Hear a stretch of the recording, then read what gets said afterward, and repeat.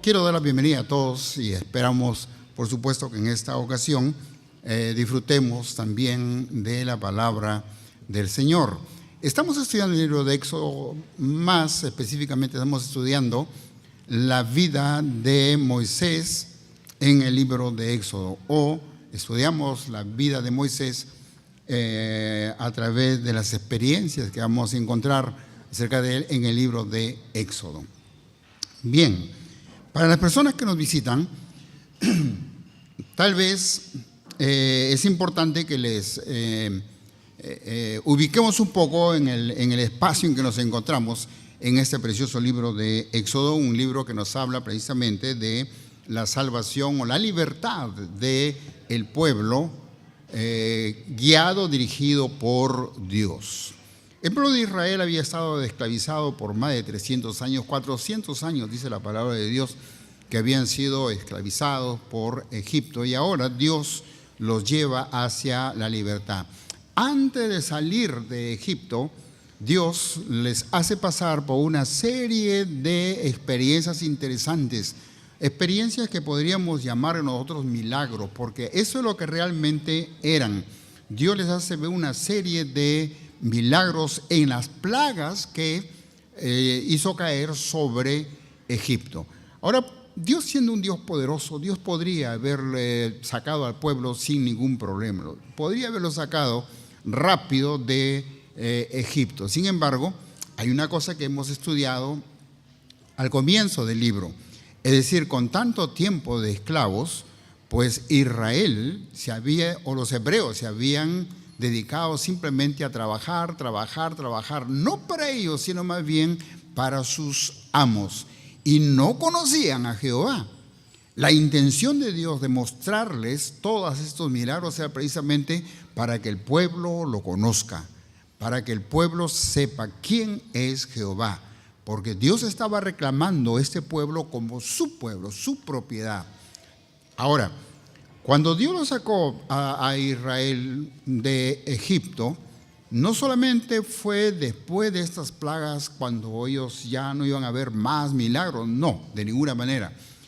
Al sacarlos, pues la palabra del Señor nos dice que los hebreos salieron con mucho dinero de Egipto, es decir, mucho oro de Egipto.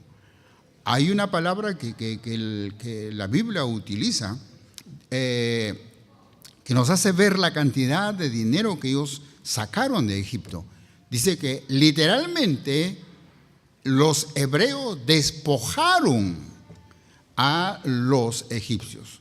Por eso es que posteriormente, un poco más adelante, cuando Moisés sube al monte para traer las tablas de la ley, y Aarón se quedó con el pueblo, y el pueblo le pidió: haznos dioses. Entonces Aarón pidió los aretes de las mujeres y etcétera.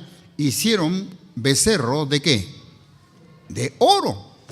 Si ustedes analizan después, cuando Dios le dice al pueblo o a Moisés para que levante el tabernáculo, todo el moblaje que había en el tabernáculo estaba revestido ¿de qué?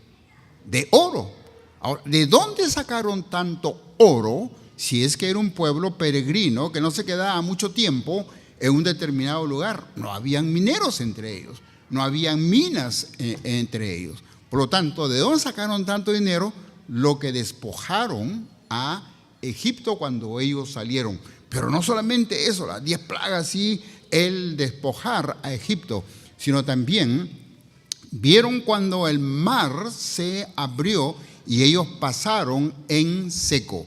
Vieron también cuando el mar se cerró que los enemigos estaban muertos ahí en la orilla. Todo eso vieron, de tal manera que cuando leemos el capítulo 15, es el pueblo cantando, Moisés cantando, María cantando.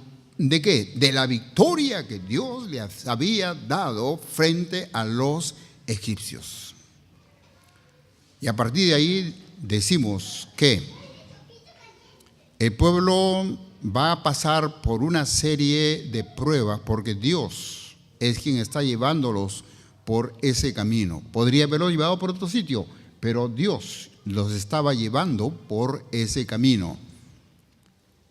Y van a encontrar dificultades. Dificultades que Dios utiliza el término prueba para ver si es que estaban en su ley, si habían aprendido algo, si estaban conociéndole a Él, o de repente todavía su pensamiento seguía en Egipto. La primera prueba que sufrieron ellos, o el primer problema que encontraron ellos, es que después de haber cruzado el Mar Rojo, después de haber visto a los egipcios muertos en la orilla, caminaron 3 días y no encontraron agua. ¿Y a quién le reclamaron que no tenían agua para beber? ¿A quién? A Moisés. En otras palabras, no habían aprendido la lección. Estaban atentos a lo que los líderes estaban haciendo en lugar de mirar a Dios. Después de un rato encuentran agua, pero no pueden beberla porque eran aguas ¿qué? Amargas, y por eso le ponen el nombre de Mara. Y otra vez se enfrentan a Moisés. Y Dios le indica a Moisés un árbol para que al ponerlo dentro de las aguas amargas de Mara, esas aguas se iban a endulzar y el pueblo podía entonces satisfacer su necesidad de agua de Mara, donde se pusieron o donde Dios hizo que pusieran ese árbol que Él indicó a Moisés. Árbol que a la vez también nos hizo recordar la cruz de nuestro Señor Jesucristo.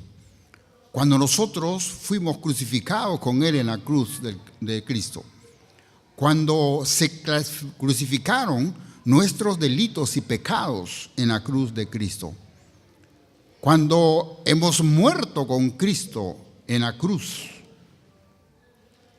y a partir de ese día, cuando reconocimos que somos pecadores y aceptamos a Cristo como nuestro Salvador personal, la vida se endulzó para nosotros. ¿Cuántos de nosotros a partir de ahí nos hemos sentido aliviados por el perdón de nuestros pecados? Nos hemos sentido aliviados porque somos nuevas criaturas.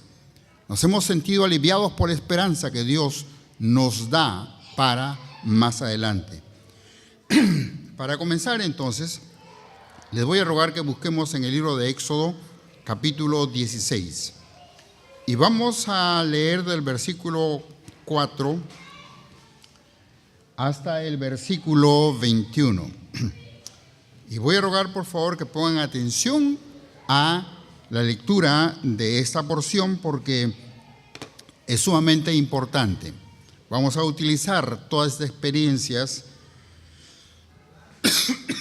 como experiencias que nosotros podemos estar sufriendo de repente y aprender la lección a quién debemos recurrir en situaciones semejantes.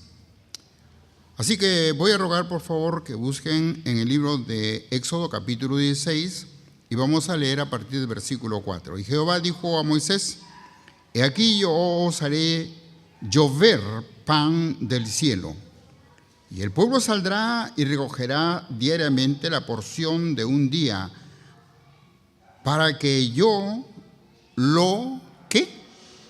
Pruebe, si andan en mi ley o no. Mas en el 6º día prepararán para guardar el doble de lo que suelen recoger cada día. Entonces dijeron Moisés y Aarón a todos los hijos de Israel: En la tarde sabréis que Jehová os ha sacado de la tierra de Egipto.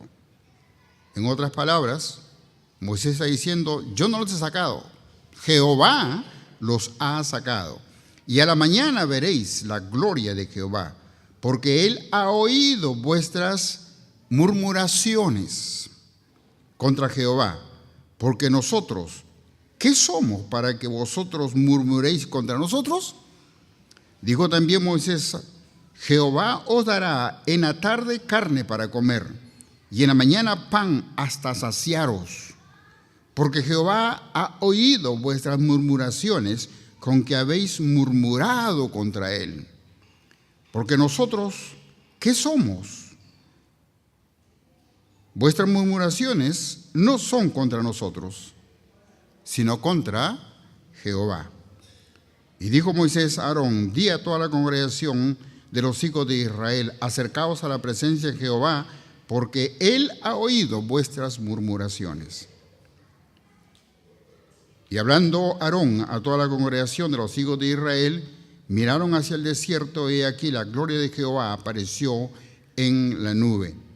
Y Jehová habló a Moisés diciendo: yo he oído las murmuraciones de los hijos de Israel.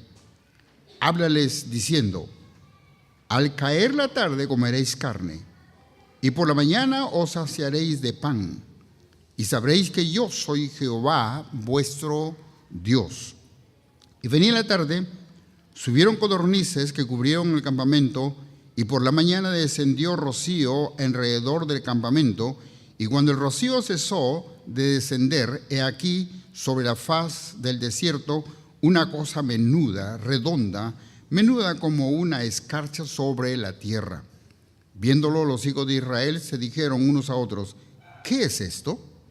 Porque no sabían qué era. Entonces Moisés les dijo: es el pan que Jehová os da para comer.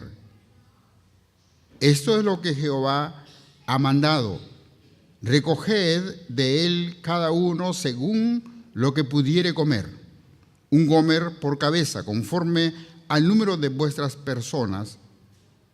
Tomaréis cada uno para los que están en su tienda. Y los hijos de Israel lo hicieron así, y cogieron unos más, otros menos. Y lo medían por gomer, y no sobró al que había recogido mucho, ni faltó al que había recogido poco. Cada uno recogió conforme a lo que había de comer. Y les dijo Moisés, ninguno deje nada de ello para mañana. Mas ellos no obedecieron a Moisés, sino que algunos dijeron o dejaron de ello para otro día, y crió gusanos y hedió, y se enojó contra ellos Moisés. Y lo recogían cada mañana, cada uno según lo que había de comer, y luego que el sol calentaba, se derretía. Que el Señor bendiga esta porción de su palabra que hemos dado lectura. Vamos a inclinar nuestro rostro, por favor, para orar. Padre amado, muchas gracias por concedernos el privilegio de reunirnos en esta mañana para poder meditar en tu palabra. Habla a nuestros corazones, oh Dios, y ayúdanos para que no seamos un pueblo murmurador como lo fueron los hebreos. Enséñanos a mirarte a ti, oh Dios, en cada circunstancia. Enséñanos a que durante nuestro tiempo de peregrinaje en esta tierra, tú estás con nosotros. Tú eres quien nos está guiando. Y ayúdanos, oh Dios de la gloria, para que en cada prueba salgamos victoriosos. Te lo rogamos en el nombre del Señor Jesús. Amén. Bien, qué interesante lo que acabamos de leer. Después que salieron de Shur, donde habían disfrutado de las 12 fuentes de agua y las 70 palmeras, no habían pasado probablemente sino 2 meses y medio, y el pueblo rápidamente olvidó la lección y otra vez murmuraron contra Dios. En otras palabras, si usted lee otra vez el pasaje en su casa, usted va a encontrar que la palabra que más se utiliza aquí, de repente la que más se utiliza aquí en esta porción es murmurar contra Dios. Un pueblo murmurador contra Dios. Y yo les diría, hermanos, que no solamente el pueblo de Israel o los hebreos son así. Nosotros los cristianos muchas veces, frente a alguna prueba, para ver si estamos en los caminos del Señor, si estamos guardando la ley de Dios lo primero que hacemos es murmurar contra Dios. ¿Por qué a mí? ¿Por qué a mí? ¿Por qué a mí? Es importante que no seamos un pueblo murmurador. Porque evidentemente, por lo que estamos viendo aquí, a Dios no le gustan los murmuradores. Tenga cuidado con ese asunto de murmurar. Ahora, estaban murmurando principalmente ¿contra quién? Contra Moisés, ¿sí? Por eso es que Moisés hace 2 veces la pregunta: ¿quién somos nosotros para que murmuren nosotros? Yo no los he traído por este camino, Dios los ha traído por este camino. En otras palabras, tenga mucho cuidado de murmurar sobre alguno de los líderes de la iglesia o sobre el pastor de la iglesia frente a sus hijos. Porque recuerden que los chicos aprenden de lo que hacen y dicen los padres. Y si sus hijos aprenden a lo que usted hace de continuo, murmurar contra el pastor, o murmurar contra los maestros de escuela dominical, o murmurar contra los diáconos de la iglesia, o murmurar contra cualquiera de los hermanos que está liderando alguna actividad en la iglesia, no esperen que sus hijos no sean murmuradores, porque ellos aprenden de usted. Lejos de murmurar, más bien ore por ellos, para que Dios les dé sabiduría o Dios los saque si no están haciendo las cosas bien. Porque la obra es de Dios. Y quien está haciendo la obra es Dios. A Dios no le gustan los pueblos murmuradores. Así que la primera cosa que encontramos aquí es que estaban murmurando contra Dios. Pero es interesante también notar que esta es una actitud no solamente de los hebreos y de los cristianos, sino es una actitud de todos los seres humanos, y que a veces pues nos damos cuenta de que hemos andado un tiempo cantando las alabanzas del Señor y otra vez miramos al mundo y regresamos a las costumbres del mundo. Por ejemplo, ¿se acuerdan ustedes del tiempo cuando había mucha escasez de trabajo en el Perú? ¿Sí? ¿Y qué hacían muchos peruanos? ¿Cuál era el lugar donde había más colas dentro de Perú? Porque mucha gente quería salir al extranjero. Quería escaparse de la situación en que nos encontrábamos, ¿verdad? Y entonces algunos conseguían documentos para poder salir en una forma correcta, pero muchos salieron de una forma ilegal. Muchos fueron los peruanos que salieron del país de una forma ilegal. Pero después de un tiempo en el extranjero, ya estaban disfrutando de las cosas del extranjero, pero después de un tiempo en el extranjero, ¿qué cosas comenzaron a extrañar de Perú? ¿Ah? ¿Qué comenzaron a extrañar? Cuando usted conversa con un extranjero en el exterior y le pregunta, ¿qué extrañas del Perú? ¿Qué extrañan del Perú? La comida, el ceviche, minca col. Se olvidan de que no había trabajo, que de repente era un profesional y tenía que estar taxiando. Se olvidaron de todos esos problemas y están recordando solamente ¿qué? La comida. El pueblo de Israel fue similar. 400 años sirviendo a Egipto. Y la Biblia dice que la situación de los hebreos era tal que gemían de dolor, que tenían que levantarse desde muy temprano para buscar sus propios materiales para hacer el adobe que les obligaban a hacer para poder construir ciudades. Y ya libertados, ¿de qué se quejaban en la porción que hemos leído? De no tener comida.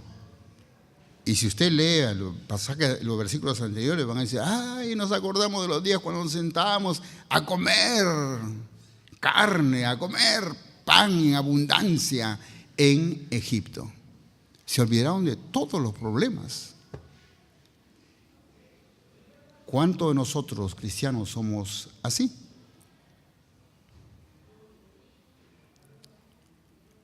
Vamos rápidamente, por favor, al libro de Efesios. Hoy día quiero utilizar varios pasajes de la Biblia y por lo tanto voy a rogarle que si usted no puede manejar su Biblia rápido, más bien apunte las citas bíblicas que voy a mencionar para que los lea después con tranquilidad en su casa. Pero si puede manejar su Biblia y encontrar rápido el pasaje, no hay ningún problema. Búsquelo para que lo lea juntamente conmigo. Vamos al libro de Efesios, el capítulo 1, y vamos a leer los versículos 5 hasta el 11. Versículo 5 hasta el 11. Y dice así: en amor habiéndonos predestinado para ser adoptados hijos suyos por medio de Jesucristo según el puro afecto de su voluntad, para alabanza de la gloria de su gracia con la cual nos hizo aceptos en el amado, y en quien tenemos redención por su sangre, el perdón de pecados según las riquezas de su gracia, que hizo sobreabundar para con nosotros en toda sabiduría e inteligencia, dándonos a conocer el misterio de su voluntad, según su beneplácito, el cual se había propuesto en sí mismo, de reunir todas las cosas en Cristo, en la dispensación del cumplimiento de los tiempos, así las que están en los cielos como las que están en la tierra. En él asimismo tuvimos herencia, habiendo sido predestinados conforme al propósito del que hace todas las cosas según el designio de su voluntad. Y podríamos seguir leyendo todo el pasaje y vamos a encontrar muchas de las bendiciones que nosotros los cristianos tenemos y disfrutamos, porque Dios, quien dice el pasaje que nos la dio, no se retracta. Sin embargo, frente a las pruebas, ¿qué hacemos?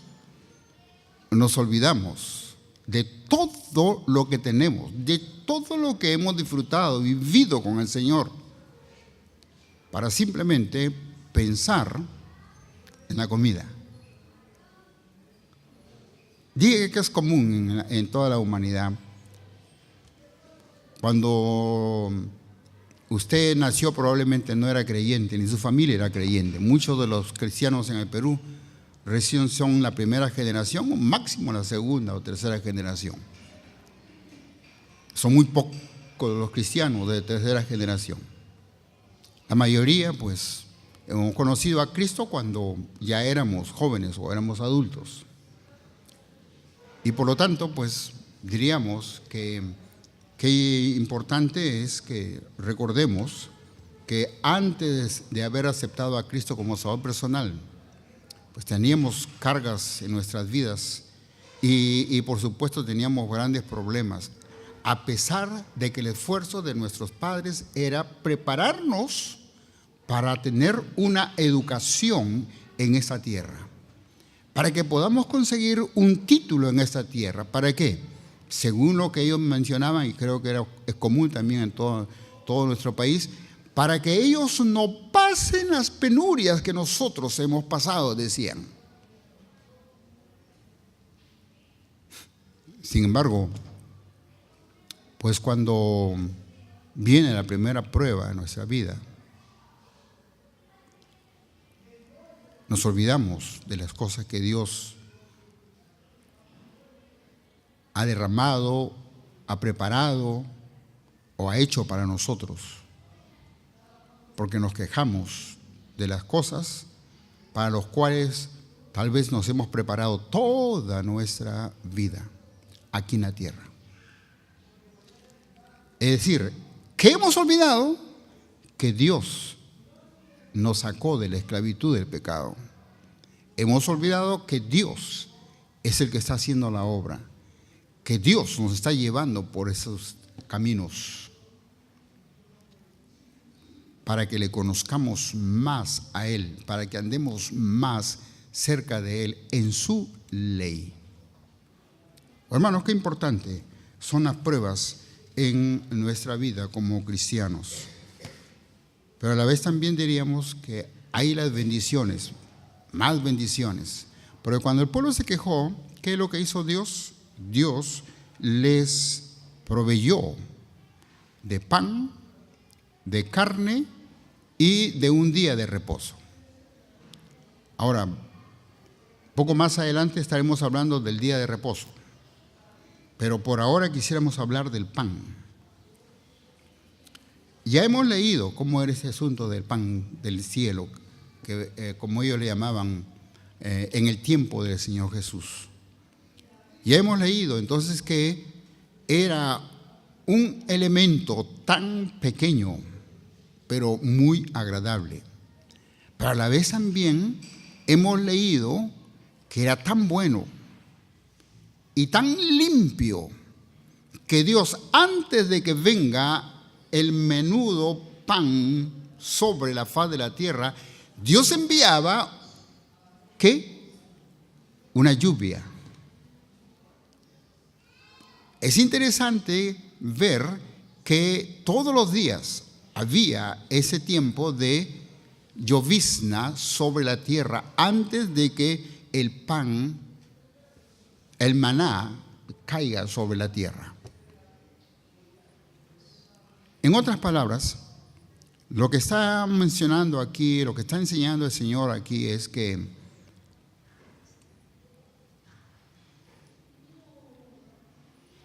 el pan del cielo es el pan que Dios va a enviarle a la humanidad para satisfacer su necesidad más grande, la necesidad espiritual. Porque les aseguro, hermanos, que la necesidad mayor que la humanidad tiene es precisamente la necesidad espiritual. Así que lo que encontramos aquí es una lección interesante que nosotros podemos después darle una aplicación correcta cuando leemos en el libro de San Juan. Vuela por favor al libro de San Juan, el capítulo 6.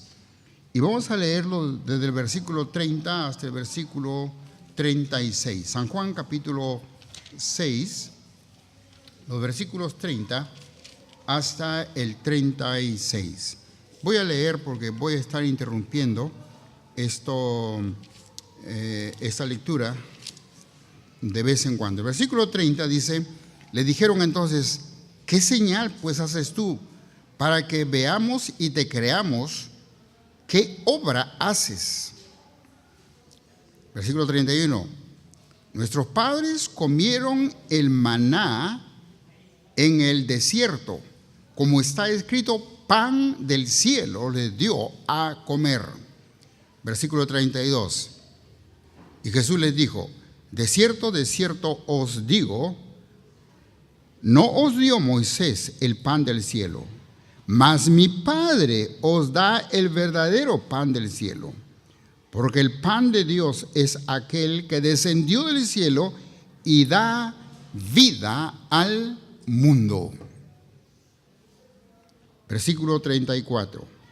Le dijeron: Señor, danos siempre este pan. Aparentemente, pues, diríamos que evangelísticamente da la impresión de que había un resultado formidable, ¿verdad? El Señor les habla del pan y ellos enseguida quieren comer ese pan. Pero no, ellos están pensando en las cosas materiales, no están pensando en su vida espiritual, no están pensando en su relación con Dios. Ellos están pensando en su vida material, en sus necesidades económicas tal vez. Ahora, no les digo eso porque se me ocurre. Lea el contexto del capítulo 6 y se va a encontrar que precisamente era eso. El Señor mismo le va a preguntar: ustedes no me buscan porque quieren saber de las cosas de Dios. Ustedes me buscan porque yo les di de comer pan.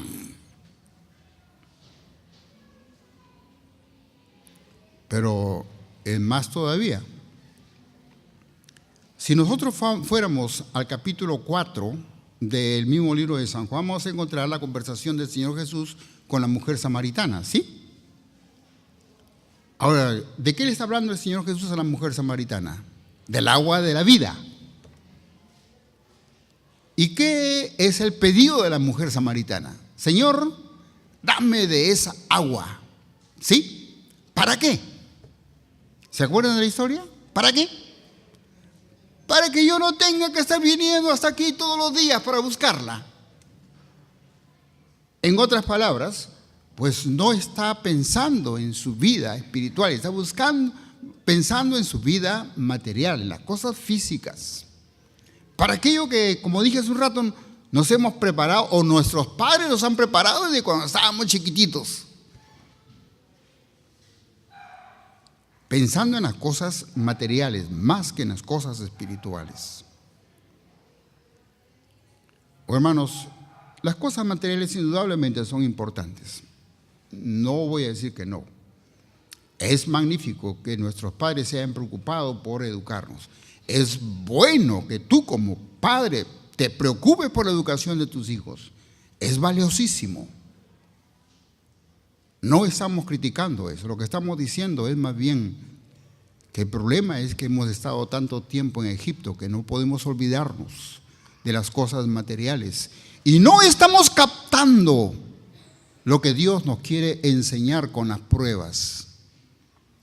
Si estamos en su ley o no. Si estamos mirándole a Él o de repente simplemente mirando a otras personas. Y qué importante lo que encontramos aquí en este pasaje, porque les digo, hermanos, que a Dios no le gustan los o las personas murmuradoras. Al diablo sí. Él va a querer que tú seas un murmurador continuo, siempre, todo el tiempo. Aunque estés 15 años, 20 años dentro de una congregación, escuchando mensajes todo el tiempo,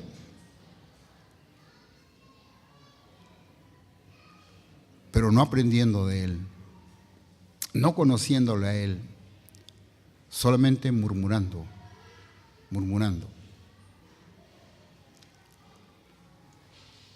Qué importante que nosotros como cristianos aprendamos a mirar al Señor, porque esto es valioso.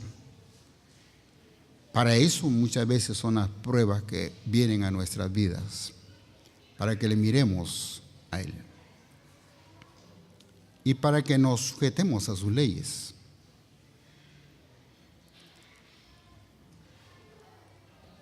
Para ir avanzando un poco en esto, les voy a rogar por favor que busquemos en el libro de San Juan, el capítulo 17, San Juan capítulo 17,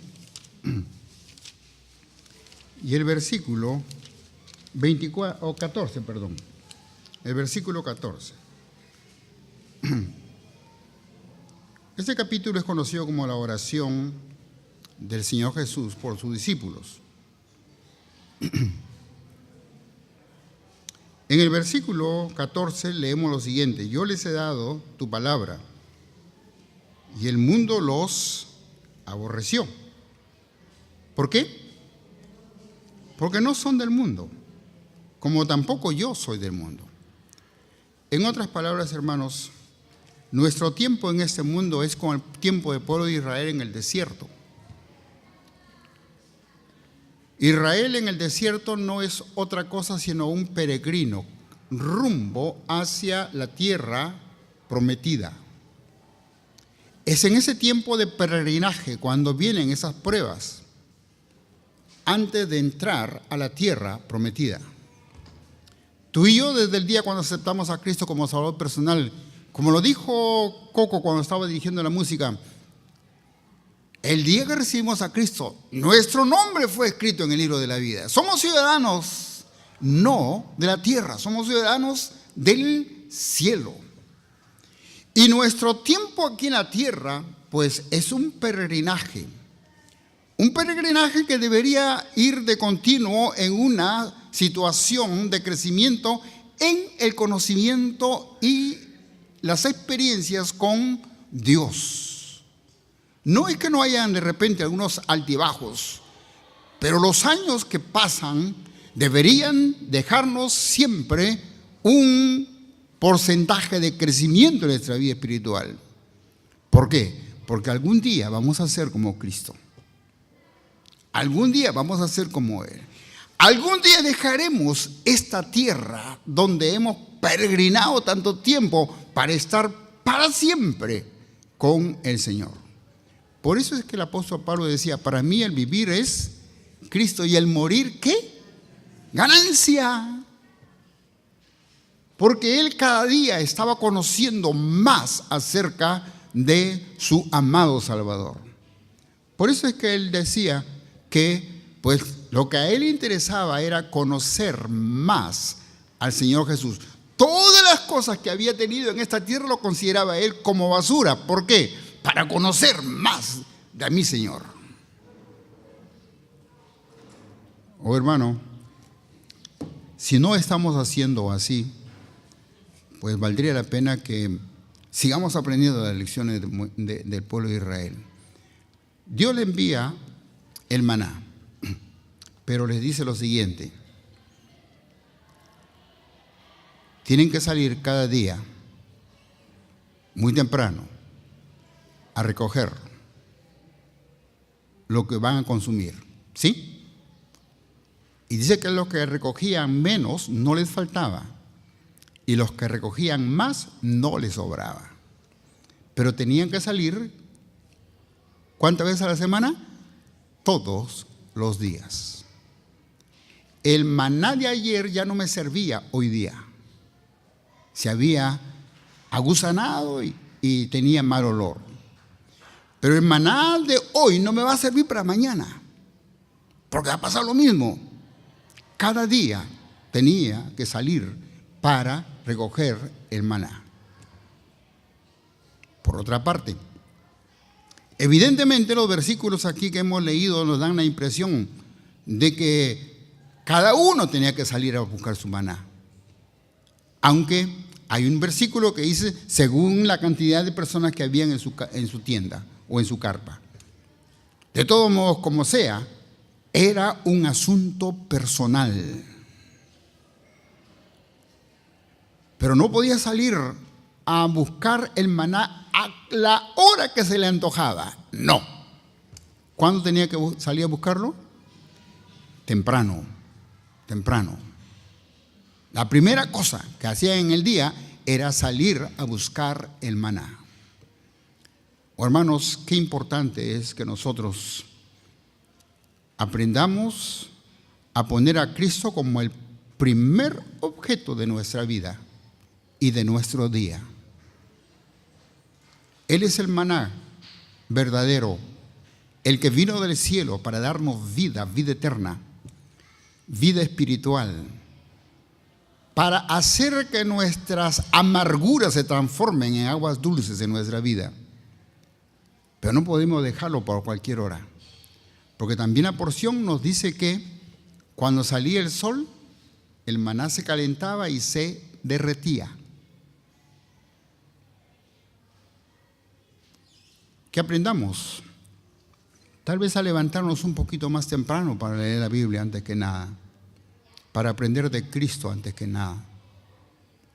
Que tal vez las preocupaciones no sean ningún obstáculo para que Cristo sea lo primero en nuestra vida. Porque tal vez más tarde vamos a estar tan ocupados que cuando queramos salir ya no encontremos maná. Necesitamos ser cristianos que ponen a Cristo como lo primero en su vida.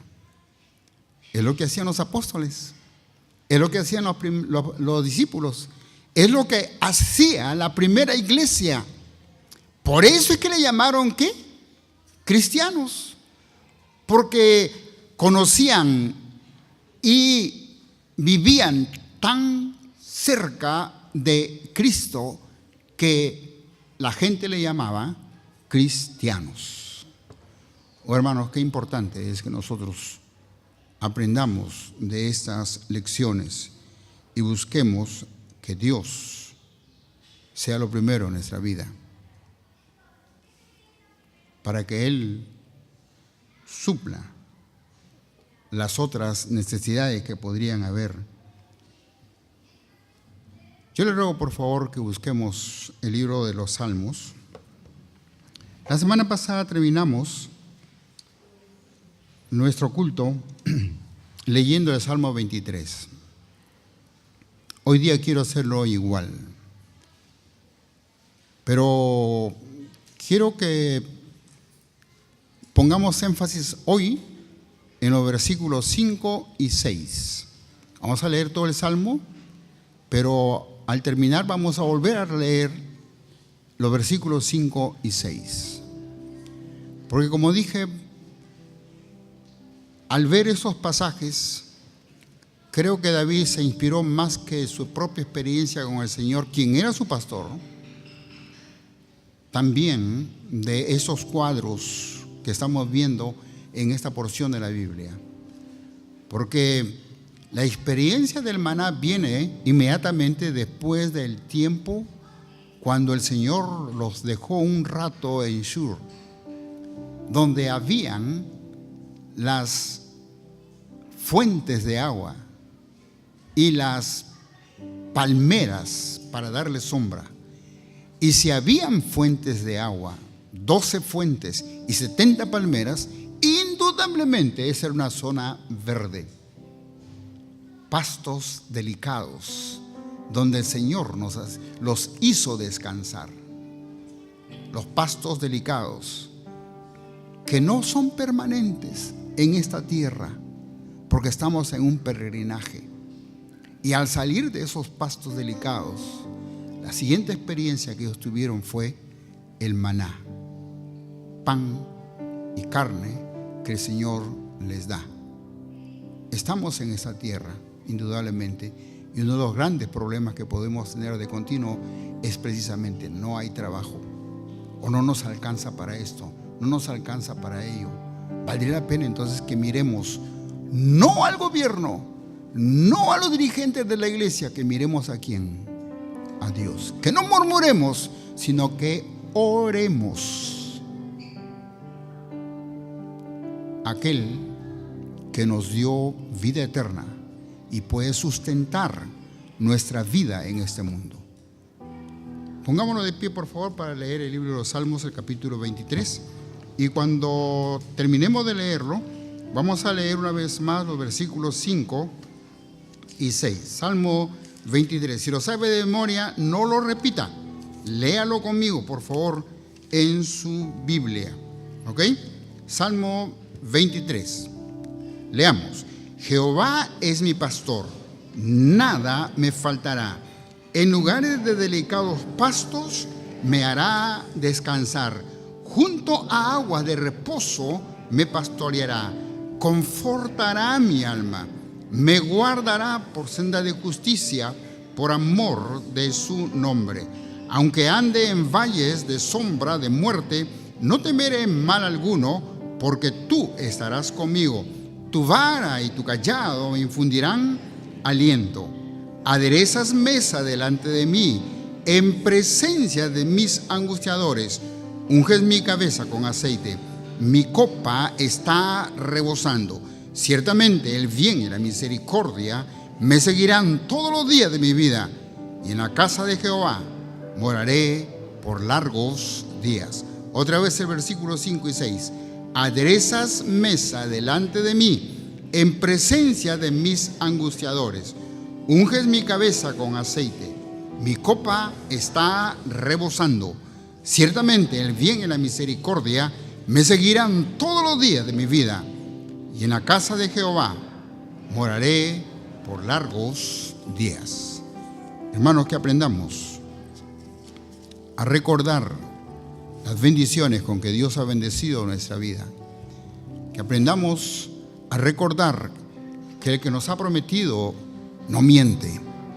Que aprendamos a recordar que el que nos está guiando sabe lo que está haciendo. Que aprendamos a considerar las situaciones difíciles como pruebas para ver si todavía estamos en las cosas de Dios. Y sobre todo, que aprendamos a reclamarle a Él.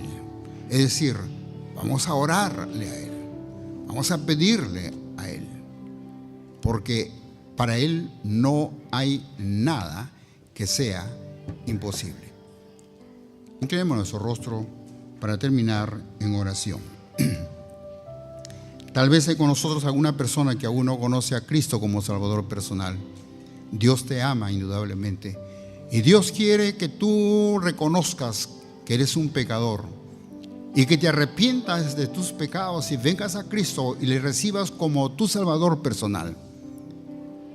La palabra del Señor nos dice: mas a todos los que le recibieron, a los que creen en su nombre, les dio potestad de ser hechos hijos de Dios. Te invito a recibir a Cristo en tu corazón. Hay alguna persona que nos está visitando en esta mañana y dice: pastor, por favor, ore por mí. Yo quiero recibir a Cristo en mi corazón. Quiero que Él perdone mis pecados. Quiero que sea mi Padre Dios, o que Dios sea mi Padre, y que Él sea quien me guía en mi peregrinaje en esta tierra. ¿Habrá alguien? Solamente te invito a levantar tu mano. Quisiéramos orar por ti en esta ocasión. ¿Sí? Amén. Que el Señor les bendiga. Que el Señor les bendiga. Amén.